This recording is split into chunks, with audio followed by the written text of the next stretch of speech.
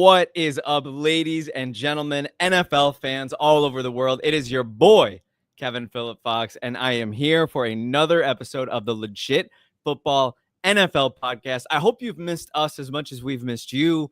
It's been a crazy couple weeks in all of our lives, but it's a beautiful, beautiful thing because the more time that passes, the closer we all get to that sweet opening kickoff Thursday, September 4th. Can't come soon enough. I'm dreaming about it. I got parlays, overs, and unders dancing around in my dreams.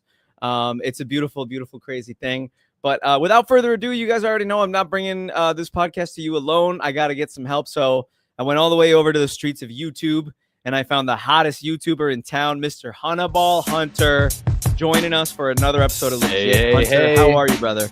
Great. Couple weeks of rest, couple bye weeks, and I'm back in the studio.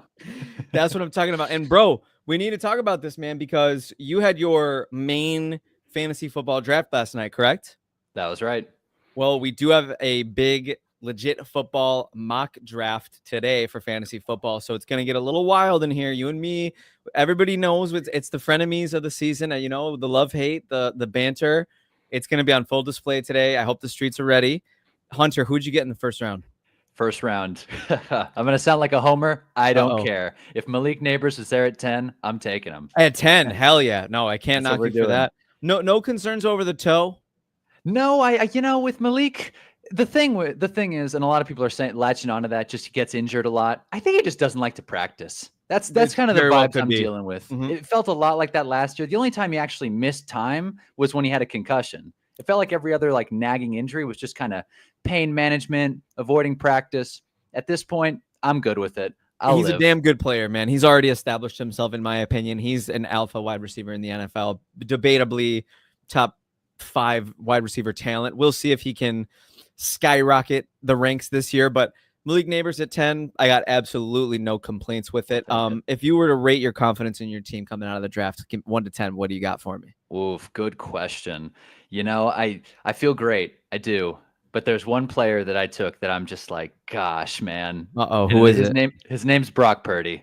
Oh, the not great quarterback, according to you. Not great quarterback. One of my least favorites. I completely punted QB and tight end, but I knew I'd be able to get Warren at the end, and I'm super thrilled about that. Yeah, but I punted QB, expecting to get kind of, some guys late. And then I was trying to figure out, is it Dak? Is it Trevor, Caleb, Kyler? All these, bottom of the barrel quarterbacks. Totally. And I couldn't decide in time, so it auto picks Purdy for me. You know what? Auto pick did you a huge favor. Brock Purdy is always consistent in fantasy. He's never special, but he's almost never bad. So I think you're going to be happy with that. No doubt. Without further ado, my friend, we have some legit headlines to get into, and we're going to make the theme today just quarterbacks. Perfect. We have 3 teams who are in new homes. We're going to talk, kind of rapid fire through these because really the meat and potatoes of this episode is the podcast. This is the dinner salad. We're going to get through it. We might even enjoy it a little bit, but this is the B story today in today's episode of Legit. We're going to start off with Aaron Rodgers at 41, taking a 1-year swing. This is the last year. This is the last dance. Everybody knows it. Do we feel like Aaron Rodgers in a new look Steelers offense built around him and DK Metcalf can still be elite for 17 games, Hunter? I said it last week or 3 weeks ago now, last episode I was on. It's just the kind of thing where it doesn't make sense at all, but it's the kind of thing where I know less football than Mike Tomlin. I know less football than Omar Khan. And to me, it makes no sense. But they seem confident. They seem like ready to go, ready to take a swing. And the more research I do on this Steelers defense, more so, I think that's the main story. DK Metcalf can do his thing. The Steelers are going to run the ball. But this defense, they put up numbers. Everyone talks about the Giants D-line, and I'm a homer. I want to root for them. But the Steelers put pen to paper. They get to the quarterback. They have a stout secondary, an old secondary, but a stout secondary. So as time goes on, we get a little closer to the season. It might just be delusion. I think every team's good at this point. But, Aaron Rodgers, it's so crazy it just might work. What about you, Kev? There's always a story, right? And I think that's kind of what we've talked about before. Like, you have to sell hope to your fan base. And there's always a story, right? There's always a way to weave. Like, you can convince yourself of the holes that you plugged, and you can convince yourself of the leaps that X, Y, and Z will take. But something tells me I'm going to stick to my guns here on this Rodgers thing. I think it solidifies Tomlin's likely first losing season ever. I Wow. think I'm willing to go there. It's a difficult prediction to make. It's tough to push your chips in on that because it's just so not likely. It's literally never happened, but there's always a first time for everything. And I think this year could be the year that we see the Steelers and Mike Tomlin finally have a losing record. Because Rodgers, to me, he doesn't have much left. He keeps waiting for that Kobe Bryant farewell tour. I think he keeps kicking the can. It's just not They don't love happening. him that much. They That's what don't let Draymond you're said. not Kobe, bro. Nah, You're they not don't love Kobe. you. That's kind of how I feel a little bit about Rodgers at this point. Last thing. Do you think does he get the Kobe farewell tour, or is this kind of unceremonious? No, he doesn't get the Kobe farewell tour. I think Rodgers, you said something a few weeks ago that really stood out to me. It's that Russell Wilson has played his way out of the Hall of Fame. And while Aaron Rodgers hasn't done that, it's just kind of, God, man, I've been watching old Packers games. Aaron Rodgers used to be so great. Oh my God, one of the most fun, exciting quarterbacks, likable. So easy to forget. Ah. Especially this newer generation of football fans that, the CJ Stroud, the Patrick Mahomes, it's like Aaron Rodgers was just so good. So and you fun want to to think watch. he can put it back together. But I think that's more the nostalgia fan talking than the actual logical football watcher. So I will be watching. I will be tuning into every game, just like I've been with the Cleveland Browns, a team I didn't think I'd be super interested in. Like, I'm into the drama. Yeah. Will they win a Super Bowl? No. Will they be better than the Bengals? Maybe. Hey, anything. You know what? And that's an interesting bar to clear, the Bengals, because they could be one of the best teams in football. They could be one of the worst with that defense, but that's a conversation for another day. Yeah. Hunter, I'm going to let you kick this one off. We have Russell Wilson. Let's go. Of the Giants, perceived bridge starter here. He's going to be holding the job early, but the franchise, it seems like Jackson Dart is waiting in the wings, and I've been a Jackson Dart fan since they drafted him, since before they drafted him. I love him and John Gruden video. It's one of my favorites. It's so funny. And Jackson Dart's showing out in the preseason. He looked great against Buffalo. He played against our ones, and he kind of carved him up, if we're being real. There you go. A little breaking news from producer Ant there. Devon Vele is being traded to the Saints. It'll be interesting to see the compensation there, but we'll keep you live on stream. We'll keep you guys abreast of the details of that as the episode progresses. Forget the mock draft. Let's talk about Vele. Yeah, right. Let's do an hour. Who doesn't want to talk about Devon Vele for an hour? Sir, bridge starter in New York, Russell Wilson, over under 6.5 starts this season. Oh, good question. For sure over. I think for sure over. I think the Giants are not going to let the outside noise get in. I think that's a very big priority of Brian Daboll. And the more time goes on, first of all, I cannot overstate how great the vibes are in New York right now compared to what has been going on for the past 5, even 10 years. Daniel Jones, I could talk for hours. I won't. But the vibes are way different. You're going to be talking in a couple minutes about Daniel Jones. Exactly. See why. And I'll have some things to say. So I'll keep that for later. But as far as Russ goes, I think he can do what we need him to do, what the Giants need him to do, which is just stretch the field. And I think when you assemble the quarterback room as a whole, I think it's way smarter built or more intelligently built than most people think. Because you have a Super Bowl champion in Russ, a guy who borderline, probably not Hall of Famer, right? You have a first-round pick in Jackson Dart. And then you have Jameis, who everybody loves. He's funny and everything. But if you saw Brandon Brown come out, it's like, we're not trading him. He's a great influence. He's a great mentor for Jackson Dart. He brings good vibes. But like, people forget, he was a number 1 overall pick. So he's dealt with more pressure than anyone in that QB room. So I think it's structured in such a tight way that I think the Giants are going to stick to their guns and go with Russ. Now, if Russ gets hurt, then it opens a whole can of worms. Do you want to force out Dart, or do you want to play it safe with Jameis and rest Dart? I've said on this podcast, if it's up to me, we don't see him this year, but he's shown enough in the preseason that maybe he's not this raw talent. So it's a loaded topic, but I'm still rolling with Russ as long as we can because Jackson's not going anywhere. I don't see the rush that everyone's feeling. Like, I don't think Daboll's on the hot seat like everyone thinks he is. That's pretty interesting. How high does the over-under have to be pushed for Russ for you to take the under, or is there no line? Do you think he plays 17? I think healthy, that's tough, because it's tough to foresee, especially with a tough schedule. But I think if you look at it, I just don't see the point of throwing Russ or throwing Jackson Dart in against like a Denver or a Baltimore or a Steelers. Like, it's tough to pick a day for him to start. So if Russ is healthy and he plays 17 and the Giants play at average, maybe hovering around that 500 range, I don't see a reason to hit the panic button and then call it with Russell and then bring in a rookie quarterback who's could be good, could be bad. I'd rather just keep the illusion, the dream alive. I don't want reality to hit me too hard, Kev. I love but it, as bro. an objective fan, how do you feel? I want you to live in La La Land as long as you want with Russ. I'm not the biggest Russell fan. I think the vibes are for sure better than I initially anticipated them being with Russell. I think there's definitely more positive momentum and positive vibes than I personally previously thought. I did not anticipate Russell having any sort of positive momentum this offseason, preseason, into the season whatsoever. I probably would have taken the under on 6.5 earlier in the offseason. I think now, in order for me to take the under on Russ, you'd have to push it up to like 9.5. Wow. Because I don't really foresee a world where the Giants are too competitive in the wild card race, personally, respectfully. And I think that once they're out of it, what's the point in not seeing what you have with Dart? And I understand not having a rush to do that, but I also think the formula for successful transitions into, rookie starting quarterbacks is let them sit, let them observe, let them kind of get their feet wet before they're thrust into starting game action. Because that speed, it's different, man. That game speed is next level. I don't know what's going on right now in the NFL, but it seems that there's an absolute flurry of trading. We have Armand, Ryan Robinson, our local our local Adam Schefter here, Armand Schefter, in the chat letting us know about a couple different trades happening. Harrison Phillips traded. Joanne Briggs traded. Interesting stuff. We're gonna keep paying attention to that. Interior defensive line. To put the bow on Russ, and then we'll tie off our quarterback discussion with one last 40+ quarterback who's recently been named a starter. Actually, there's two more that we have to talk about. So we'll again, like I said, we'll be quick. Fun QB rooms. I think I'm gonna end off the Russell thing on hopefully Dart gets a look maybe mid to late season, and he can have sort of like a, maybe not to the level of success that they had, but like post-injury rookie Josh Allen or rookie season Patrick Mahomes, just getting those couple starts, just, getting a chance to be the guy.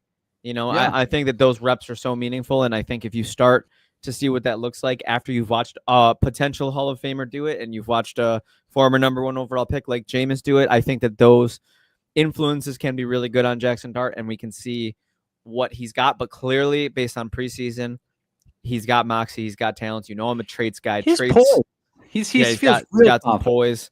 He's got swag, dude. He's got swag. He's out there, dancing, celebrating. The energy is so much different than Daniel Jones. I cannot wait to compare the two. Yeah, Daniel Jones is what I call doofy. He's a doof. Meanwhile, respectfully, unless he has a beard, a little stubble, Daniel Jones goes from doof to like hottie. All right, we have two more discussions to talk about, and we're going to go right into the Daniel Jones discussion. Let's because Mamma Mia, debatably the biggest eyebrow raiser of camp, Daniel Jones has been named the Colts starting quarterback over Anthony Richardson, who is one of the rawest, most talented quarterback prospects we've ever seen.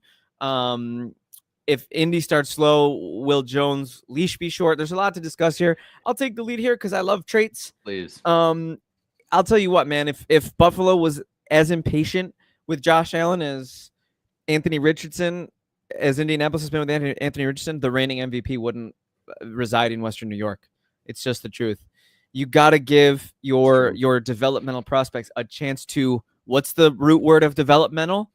Develop. What are we actually seeing here? And mental.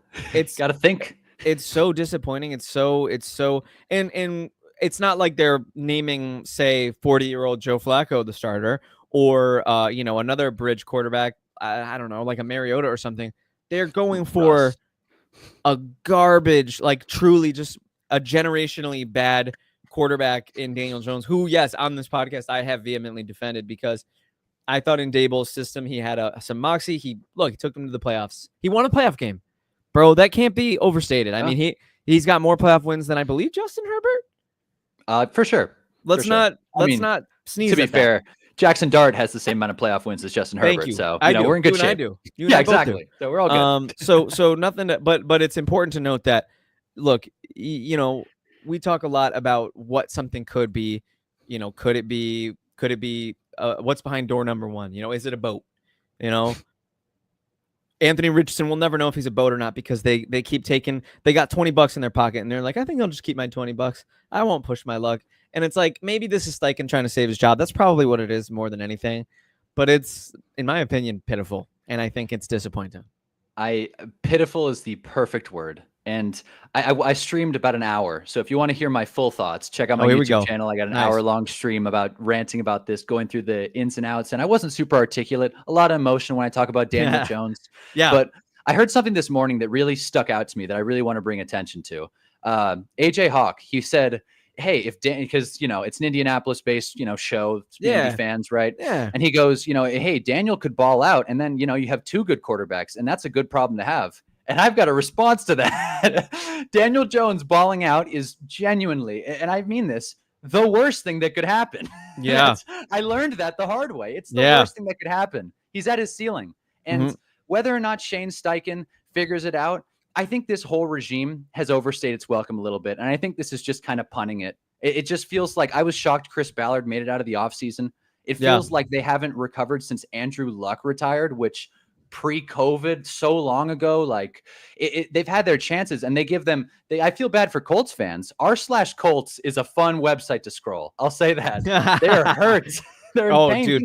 Think about the quarterbacks. Matt Ryan, Phillip Rivers. Phillip Rivers. Come on. Carson Wentz. Carson Wentz, Sam Ellinger. Names, it goes Easton Stick. No, no, and they got the full 17 out of Carson Wentz too. The names, they go on and on, brother, and it's really disappointing. Look, Anthony Richardson, he's gonna stay a mystery box, bro. We're never gonna know. Look, Trey Lance is finally getting some competent quarterback coaching. Trey Lance is finally with a regime that believes in him, albeit in a backup role, and we're seeing the best of Trey Lance, bar none. We're seeing the best NFL product of Trey Lance that we have ever seen. And they took him 3rd overall. And it was like he had the shortest leash I've ever seen, bro. This is what they're doing to Anthony Richardson is a crime. Look, he hasn't done himself any favors. Okay. And he's not Peyton Manning. Okay. And he might not be Josh Allen. Okay. But he might be Trey Lance.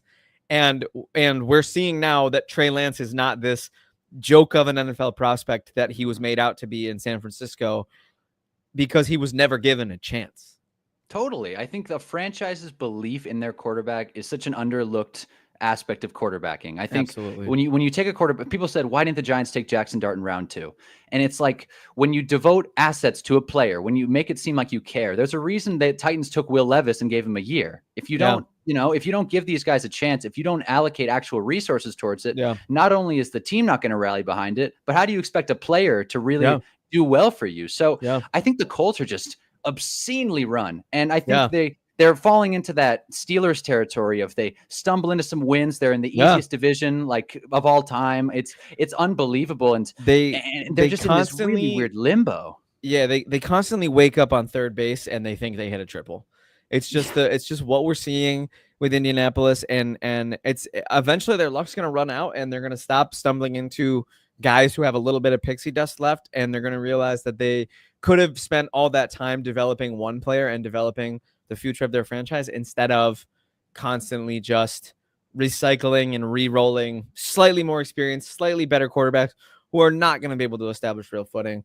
I digress. It's really AR was their swing. That was their swing for the future, and they gave it a year. And look at Bryce Young, same draft class. Absolutely, bro. Bryce Young's a great same exact example. situation.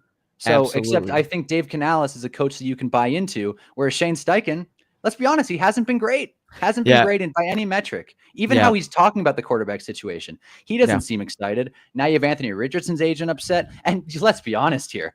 Daniel's going to get killed. They go into, they have a really tough game in week 2. I want to say it's in Denver. They go into Denver. Watching the Daniel Jones Colts play that team, it might get some people fired in week 2. It's going to be a massacre. I wouldn't be mad. I don't understand it. It's the Colts are in a league of their own of just, they're just dysfunctional. And I think if you put most teams in the NFL or a good margin, and then we'll move on, a good majority of the teams in the NFL would be able to compete in the AFC South. And I just don't think the Colts get this pass because they end up in that 6 to 7, 8, and even 9 win range when they're losing to Jacksonville in the last week of the season. Oh my God. Cost themselves a playoff spot. Like this is all things that have happened within the last half decade. That season was blasphemous. Yeah. I'll say last thing on this. Quarterbacks are failed more often than quarterbacks fail. And we can all agree Well Anthony said. Richardson was violently, violently failed by the Colts organization. It'll be fun to see him be Josh Allen's backup next year, and we'll see the reclamation projects just continue. I'm excited about it.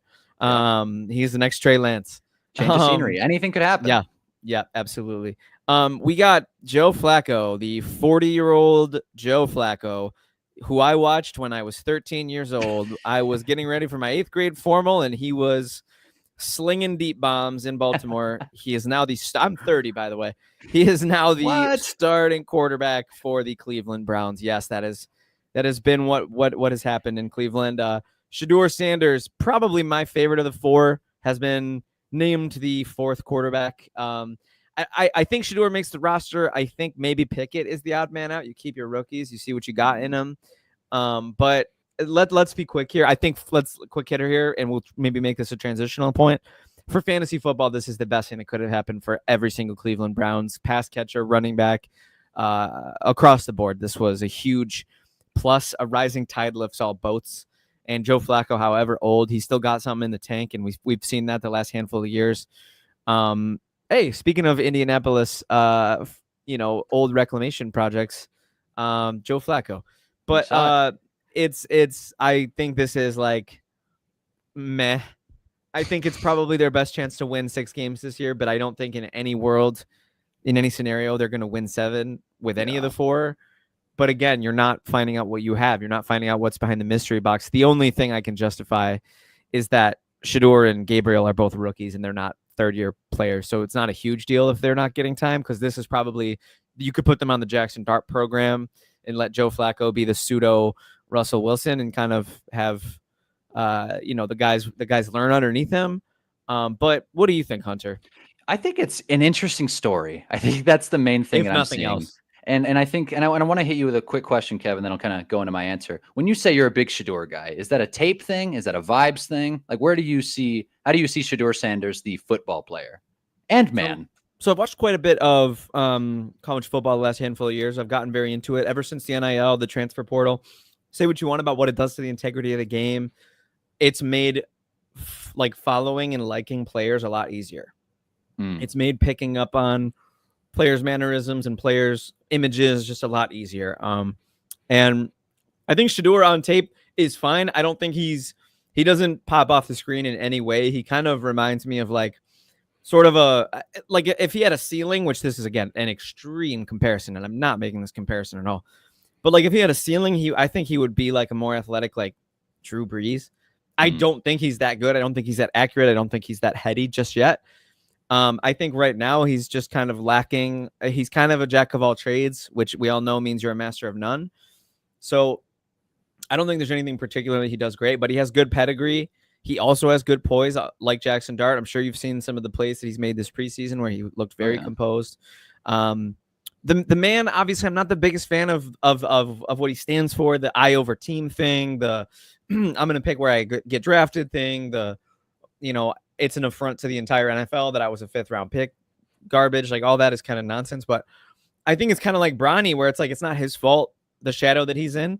It's not his fault, the opportunities he's been given or denied based on his life experience and who his father is. So I do have some empathy and I do have some respect there, but I don't think he necessarily does himself a ton of favors when he goes out and calls out local beat reporters for saying, you don't say nice things about me. I just think that's, in my opinion, just kind of an insecure, bad look. No doubt. I'll always remember, I'm a little spoiled, bro. I've been watching Josh Allen for, almost a decade now. And just the way he conducts himself and the way he carries himself with everything as a rookie, I'm sure you remember, or maybe you don't. It's kind of an iconic little Josh Allen anecdote, but he was very famously criticized and panned by Jalen Ramsey. He's called him trash. He said the Bills shouldn't have drafted him, yada, yada. I do remember. That was a while ago. I do remember that. Forever ago. Bills go and play the Jags that year. It's Josh Allen's first game back after a UCL sprain. And they were asking him, what do you have to say to Jalen Ramsey about what he said about you? And Josh Allen said, is that my teammate? Is Jalen Ramsey on my team? And they were like, no. And he was like, well, then I don't care what he has to say about me. And I kind of have always looked at that personally, as a human, I've looked up to that quote about, about just, how much you should care about what people say. And I think being above the noise is a trait that a true QB1 should have. And Shador doesn't seem to have that. So I think that's kind of where I gave you kind of a long, convoluted answer, but that's kind of my thoughts on Shador. Did you have a reason you asked? No, I think you framed it really well. And I find Shador such a fascinating person and prospect because he feels like Johnny Manziel, but just in 2025, you know, and a little bit. It's a whole different world. And if Johnny came out today, it would be a media circus. He'd probably fall even further down the draft. So it was all kinds of elements to it. Yeah, it was a media circus then. And then imagine now, he was the #1 selling jersey and he was like 20th pick. So I love Johnny Manziel. Topic. Yeah, he was fun to watch. He was actually great in college. He was great in college. It's another similar thing, but I think the for me, and maybe we can put a bow on this here. If you're the Browns, are you making the same choice with Flacco? Yeah, for sure. Yeah, for sure. I think the real story is who makes the roster, like you said. You think Pickett's the odd man out. If for some reason they cut one of the rookies, that'll be really interesting because they put a 3rd-round capital into Gabriel, 5th-round capital in Shador. You would think it would be Shador. And if they cut Shador, does he clear waivers? Who wants that? If he fell to the 5th round, is some team going to pick him up off waivers, or are they going to say we don't want a media circus with a couple weeks before the season? So it gets crazy. I think get like a cap situation where it's like nobody wants it. Like he might be a good quarterback, but nobody wants to touch it.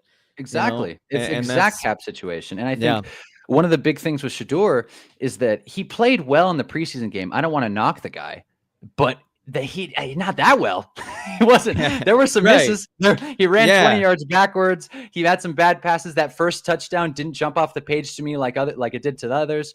And I think with Shador, it's just he has a way of kind of villainizing himself and just being kind of different with the media, because everyone was talking about how great he played because he threw 2 touchdowns and they won the game and the Browns found a quarterback, and that's fun and all. But in the game, Shador had that halftime interview with the reporter and said, "I'm not doing well. I don't like how I'm playing." He even apologized to Dion saying, "I'm sorry, Pops." But once the game ended and he went on Instagram, went on Twitter and saw everybody hyping him up, I think the exact words from ESPN were electric debut. There was some electricity. Maybe not. There was some I don't know if I'd call it not electric. That much. It was like static. It was like you were sitting on the couch for a long time and then you got up. It was like that much electricity. Exactly.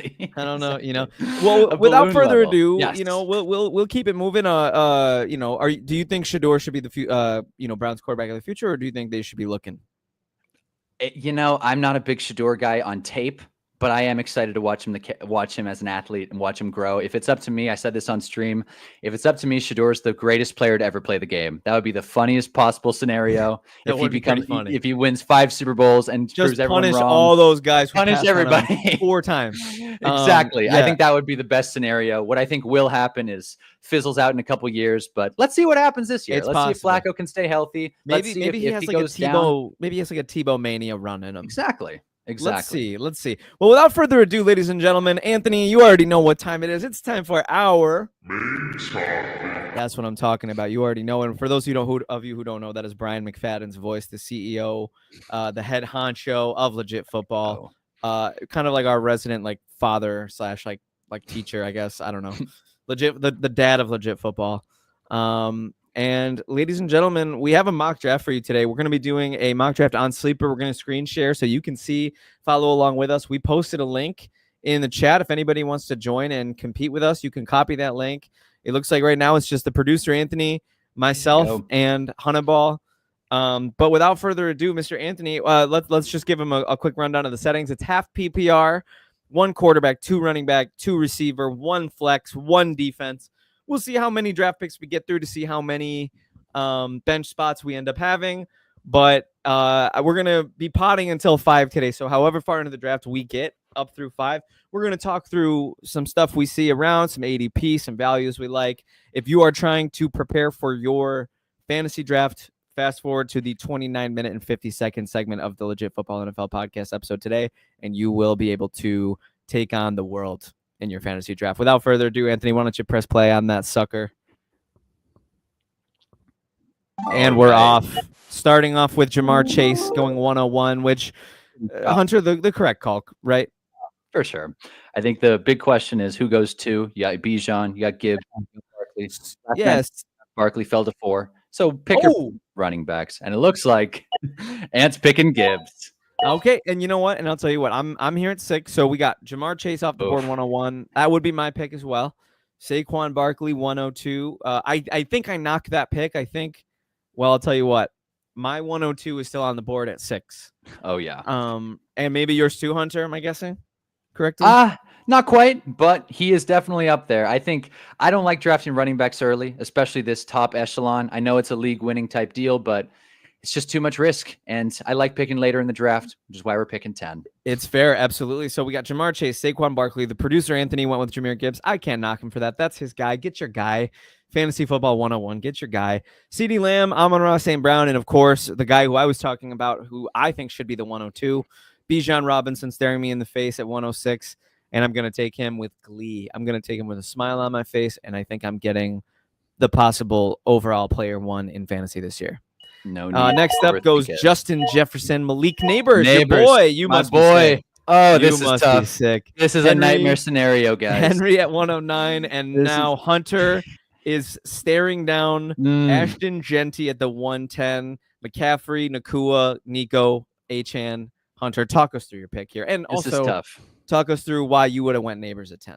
So I think with picking in fantasy drafts, it's very important to understand the board. And I think one thing I want to hammer home here is Sleeper hasn't updated their board in a couple months. So be a little careful when it comes to watching this, seeing where it goes up. What I like to do is go from consensus and just compare it, all the boards together, and go down instead of, acting like I can figure out if Ashton Chanty or Christian McCaffrey is going to be better, because I think it's a toss-up. I think they're both great talents. I'm not taking either of them. I'm taking Puka Nacua, and I'll tell you why. I believe that this Rams offense has an upside, and once we get to this next pick, I'll talk through it a little more.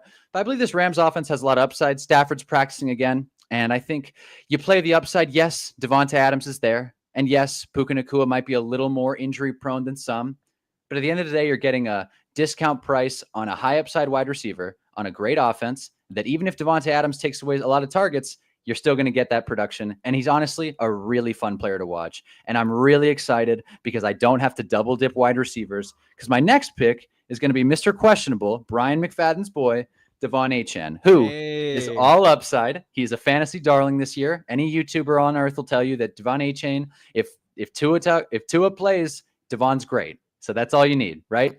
If you can get a healthy Dolphins team, and if they continue to trend upwards, it seems like Tyreek Hill's kind of dissolving a little bit around him. But if you can get Devon, you can get Jalen, maybe not Tua, but hey, Dolphins are, again, fun offense to watch. And the biggest thing I want to say about fantasy teams, never draft teams you don't want to watch. That's why I drafted Malik Neighbors. 2 birds with 1 stone. Go Giants. It is a beautiful thing to see, Hunter, and just very concise and very thoughtful with your reasoning. So not very concise. We got maybe concise is the wrong word, but very thoughtful nevertheless. Puka Nacua, I personally got my red flags there. The Stafford stuff, I think you have an incredibly high upside in your first 2 picks, but I think you have an incredible volatility.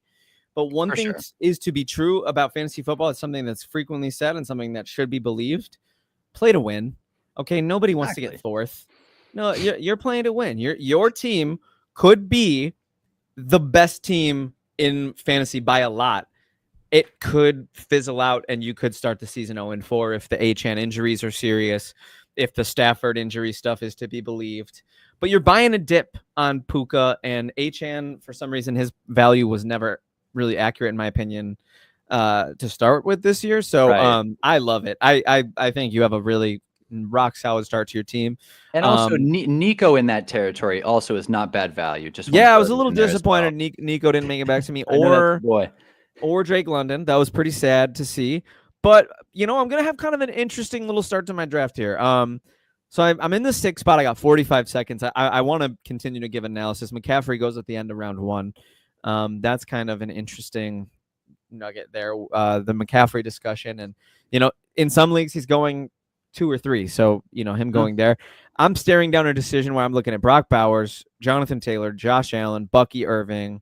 If I wanted to go receiver, the number 1 pick on my board would be Ladd McConkey, but I think I'm pretty comfortable doubling down on running back here or taking a onesie.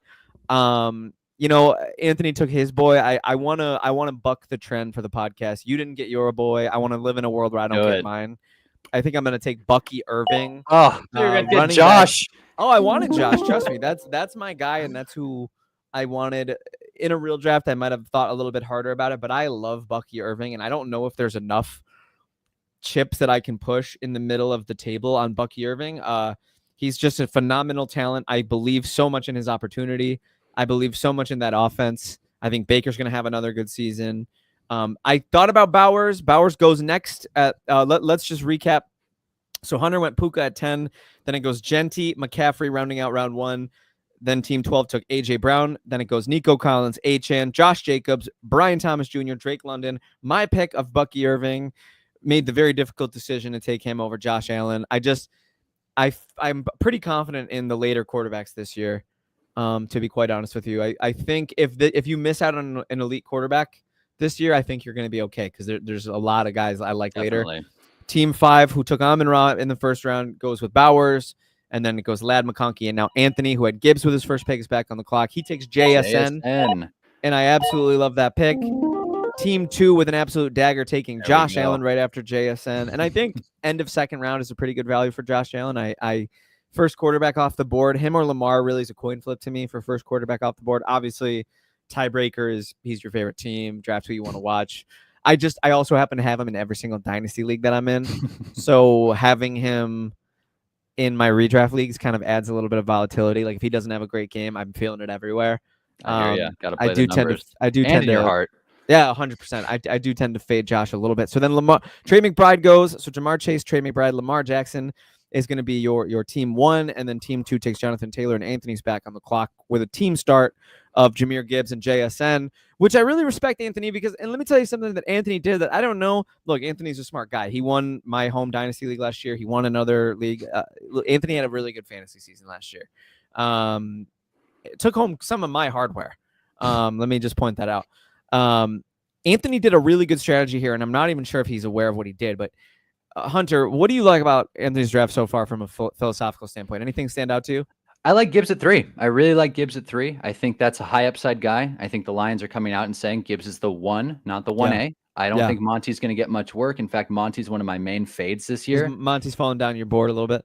As far as JSN goes, that's not my guy. I know he had a great season last year, but we talked about it, I think, a month ago in our first 10 round. I love JSN this year. Right. And I'm not feeling it. I don't think the Seahawks are a high upside offense. I know the talent profile's there. I know he was a beast in college. When you look at it, it's just not, I just don't think it's second round value. I think there are other better options on the table. Not dissing Anthony. Get your guys. So what I was going to say, what I really like about Anthony's draft, and again, I'm not sure if it was even cognizant, but he took a running back and a wide receiver with his first 2 picks. When you are able to do that and play your board and play your value, right? Obviously, I played my board, played my value, which is why I have 2 running backs, but I'm a little less flexible with my roster construction right now. Definitely. I'm kind of locked into taking a position outside of running back because right now my wide receiver 1, I'm getting in the 3rd round. So I don't have as much flexibility. I kind of am locked in a little bit to taking a receiver here because I was a little bit, I stuck to my board. I got my guys, but Anthony taking one of each, if you're splitting hairs and you could take one of each, take one of each because then your flexibility with your team build moving forward is wide open. My rule is always that I hate drafting running backs and I have to force myself to do it. So if a good running back that you're willing to take or whatever position you don't like taking is there between running back and receiver, just take your medicine and that way you can take advantage of all the depth in the draft boards, especially with home leagues, because people don't study. People don't know who rookies are. So you can get super great values for wide receivers, super great values for some running backs. So you want to take advantage of that ignorance. So I completely agree. So I'm staring down. I'll be completely honest with you. Tyreek Hill's on the board. He's the top wide receiver as it relates to ADP. Not interested. One of my biggest fades this year. I have no interest in Tyreek Hill or touching Miami really, other than Achane with a 39.5-foot pole. So the 2 wide receivers that I'm looking at, because I do want to go wide receiver, I kind of pigeonholed myself here a little bit. I'm staring down the decision between T. Higgins and Garrett Wilson. I think Garrett Wilson has the same bye week as Bijan. I'm not too worried about that, or as Bucky. I'm not too worried about that. I think I'm going to take him because he's the wide receiver 1, and I am very in on the Jets this year. I think they have a bounce back year offensively. So it's a tough coin flip between him and T. Higgins, but I am going to lean on the side of Garrett Wilson because he's the 1 on his team. Interesting pick. Garrett Wilson, again, not my guy. I think this Jets offense is going to take a major skid. If you can't tell, I'm very big on drafting teams instead of players, drafting systems. Respect. Not a bad strategy. And, I always go against that strategy when I draft Giants. But in this case, again, get your guys, but Garrett Wilson, not a huge fan. Personally, I think Chase Brown is a good value there, but you kind of stuck yourself by getting 2 running backs. So I hear you. Yeah, a little bit, and I don't regret it because the receiver value on the board at where I was picking, I wasn't crazy about. Ladd in the early second, not really my. I like Ladd. I don't know if he's an early second rounder to me just yet. Agreed. And I think when you see how the board kind of fell to me a little bit, I see a little upside everywhere. You see T. Higgins, who wide receiver 2 in his offense, wide receiver 1 on yours, right? And you have Omarion Hampton, who there's no too high place to take Omarion Hampton in home leagues. It feels like he is such a darling at this point, especially where I'm based in California, bunch of Charger fans. Yep. Omarion Hampton went back end of round 2 last night. So people are bought in. So if you're an Omarion Hampton guy, don't slow roll it. Take him. And that's exactly what I'm going to do. I love it. Hey, plant your flag, brother. We are playing all upside today. Plant your flag. And T. Higgins goes next, in a weird Team 11's building something. Team 11's got a good little start here. I would have absolutely loved to have drafted T. Higgins. Let's go back just really quick. We didn't talk about Anthony's pick of Kyron Williams. I like the pick of Kyron Williams. He got the contract. It's a good pick. James Cook goes next. Another guy newly paid. I'm thrilled he got paid. I love James Cook. Definitely. Love the value they got him at. Great offense, great usage. Yep. Jaden Daniels is the third quarterback off the board. Interesting pick. We got me taking Garrett Wilson. Then we got Breece Hall, which this is a bit earlier than Breece Hall is going in drafts right now. Breece Hall has become a very popular fade. Vibes are off. I'm here to tell you, I understand that, but when everybody in the industry is fading, pay attention because that dip could become tasty with Breece Hall. Definitely. I think if you get Breece Hall, it's imperative to try and get Braylon Allen on the back end. Yeah, and just kind of see how that shakes out. Get your insurance. Definitely. Then we have Chase Brown to team 8, Tyreek Hill, and then you took Omarion Hampton. T. Higgins goes next, Marvin Harrison, George Kittle, Alvin Kamara, and Hannibal is back with 1 receiver and 2 running backs. I like the build. I might be doing the same thing. Maybe great minds think alike. Who knows? But Hannibal, you are up now, and you are staring down. Tops of ADP remaining are Jalen Hurts, Mike Evans, Terry McLaurin, Joe Burrow, Ken Walker, Devontae Adams, Chuba Hubbard, DK Metcalf. Let's talk about it. Yeah, I'm going chalk here. I see wide receiver, running back, and I think there's one last quarterback that I'd feel comfortable taking early left. I am not a Joe Burrow guy. I think Jalen Hurts' rushing upside is consistent. You can trust it. Tush push or not. He's a good quarterback to have, and that's coming from a Giants fan. I'm not supposed to like Jalen Hurts, but he's always ripped on, and I feel like the 4th round is a value here. I think Jalen Hurts and Jaden Daniels are right there. Yeah, I actually was looking at Hurts with my last pick, so I love it, man. I think it's a great pick. I was hoping you wouldn't, so I could. But it is what it is, man. So Hannibal takes Jalen Hurts. You're gonna have to see what you can do there at receiver now, because you took your first receiver in the first round. We call it hero receiver, hero running back, when you take a position first and then you fade it for a while. So I'm back up on the clock here, and I'm staring down Ken Walker, Devontae Adams, Chuba Hubbard, DK Metcalf, James Conner, Rashee Rice, who obviously his ADP is going to plummet with the news of he's having a mid-season disciplinary meeting. Where are you taking Rashee Rice with where we're at right now? No earlier than like the 6th, maybe the 8th. Honestly, I was already a fade for this uncertainty in the first place. So this uncertainty just makes it that much. But there is a point. That's my MO. When everybody zigs, you got to be ready to zag. So I'm going to be honest. So with 2 running backs, I'm not really looking at Ken Walker or Chuba too hard, although I like those players quite a bit. Chuba's sick. Connor's the kind of player I would only want to draft if he was like a screaming value. And we talked about how we were fading Monty, and he's the next running back available after that bunch. So this seems like a perfect spot for me to take my wide receiver 2. And I'm liking what I'm seeing. I like Devontae Adams quite a bit. I like DK Metcalf quite a bit. My theme in my last decision was Garrett Wilson was the one on his team. So if I were to go by that logic, I would take DK over Devontae. And I think I'm going to do it. Risky bet. I think I'm going to do it. I'm going to take DK over Devontae. Steelers hater. Right. The Steelers hater over here. But I think being the number 1 option for a team that I think is going to have to throw it because they don't really have anything too special at running back. I think having 2 number 1 on their offense wide receivers, pretty much all 4 of my guys are like severe workhorses for their offenses, which I think is what you want. So Definitely. volume is going to be king for me. Great talent profiles, all high Yep. upside picks. After my pick of DK, we got Chuba, Ken Walker. Then Ant takes Cortland Sutton. That's his boy. Ant's offered me Cortland Sutton trades. Ant's been trying to pry Cortland Sutton from my cold dead hands in Dynasty for a while. Rashee Rice goes to team 2. I don't think that reflects where he will actually go in a real draft right now. That is again, sleeper. Update the boards. Come on. Well, I mean, I think it's just ADP, right? It's got to be. No, every other draft board's reflecting it. He's going 60 to 70. It's just sleeper. That's interesting. Then we got rookies are lower too. Yikes. Then we got James Conner and Monty for team 1. That's their running back. So they went double stack the running backs. Then Devontae on the way back for team 2. Anthony's back on the clock here. For those of you watching on YouTube, which is probably most of you, you can follow along here. Hope you're enjoying the visual here. Anthony, the producer, goes RJ Harvey. Did an absolute bang up job. Wow, RJ Harvey right ahead of me. Hey. So Broncos. Anthony takes Bo Nix, and I like that pick. I think Anthony's calling his shot there with Bo Nix, saying that he thinks Bo Nix is going to be a QB1 again. And you got DJ Moore coming off the board, RJ Harvey coming off the board, and I'm back on the clock here with 2 running backs, 2 receivers. Again, in kind of a long roundabout way, here's my team build becoming very flexible. I'm not locked into any one position here. I could go with, an upside swing. I could go with I could go with a tried and true. I could go with a QB. The top ADP that I'm staring at is Sam Laporta. I like Sam Laporta quite a bit. I think he's sort of signifies the start of a tight end tier that I don't want to touch.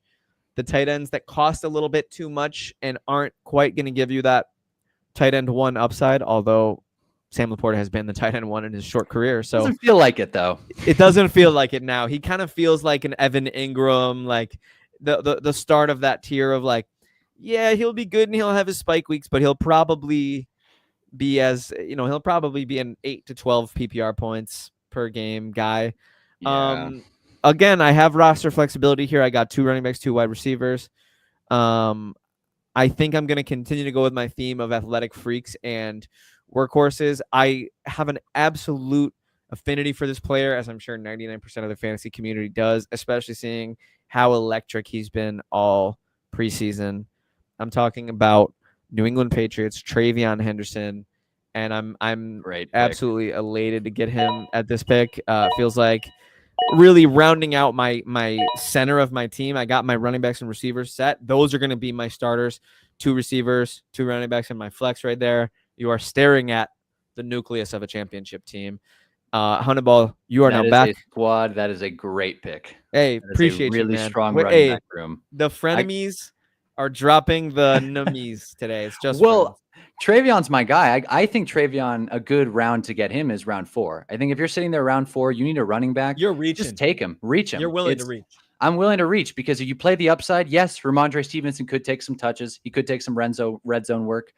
But Travion Henderson's so fun. He's such a great person to have. And everybody's watching preseason games. His value's going up. Again, reflection of Sleeper, not updating its rankings. But possibly, yeah. I think if you're sitting in your home league and you're sitting around Alvin Kamara, Chuba, Ken Walker, and you'd rather see Travion Henderson as your running back or running back 2, go for it. I think that's what I did last night, and I'm proud of it. I'm excited, and I'm all in on the Patriots offense. It's not something I thought I'd be excited about, but here we are. 2025. Yeah. So let me talk about my pick now. Yep. I need a wide receiver. And I look at the wide receivers on the board, and I don't hate it, but I don't like Devonta Smith.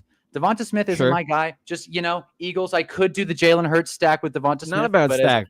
As I've learned, stacking is a little overhyped. Zay Flowers, good player, little low stacking. Upside. I like stacking. You see, I'm a stacking guy. I used to, and then I took Lamar and Mark, and they just cost me some weeks. It was good. It wasn't. It's too much for me.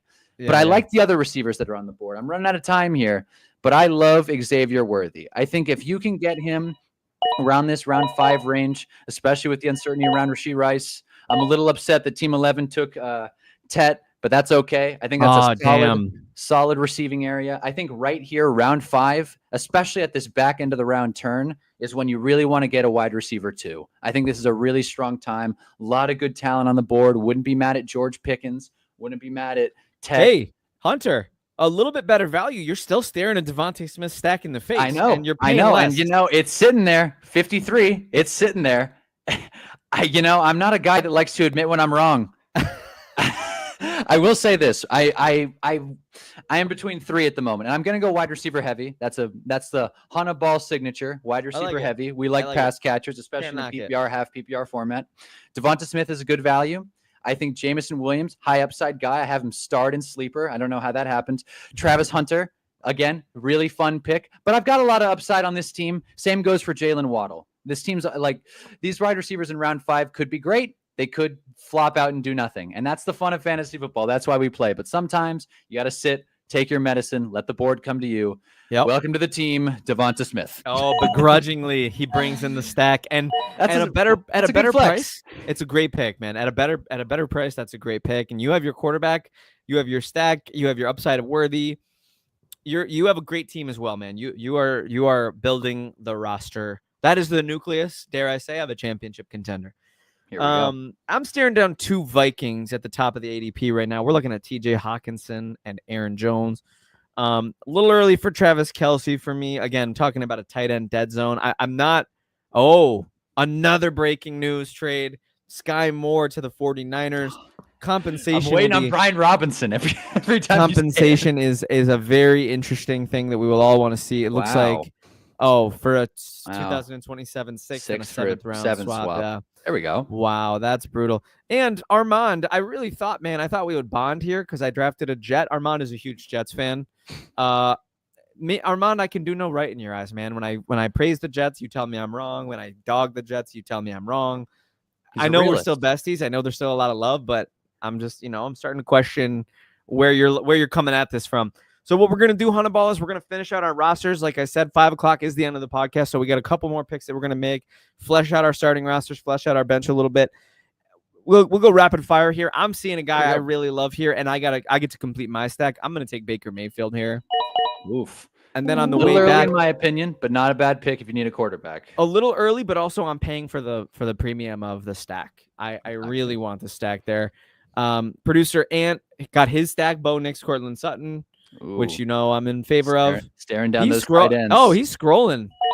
He drafts Kincaid, and he scrolls. Kincaid. Not at all afraid. I love it. Again, a little bit of a tight end dead zone player for me, but I'm not at all mad at the. You're planting your flag, Anthony.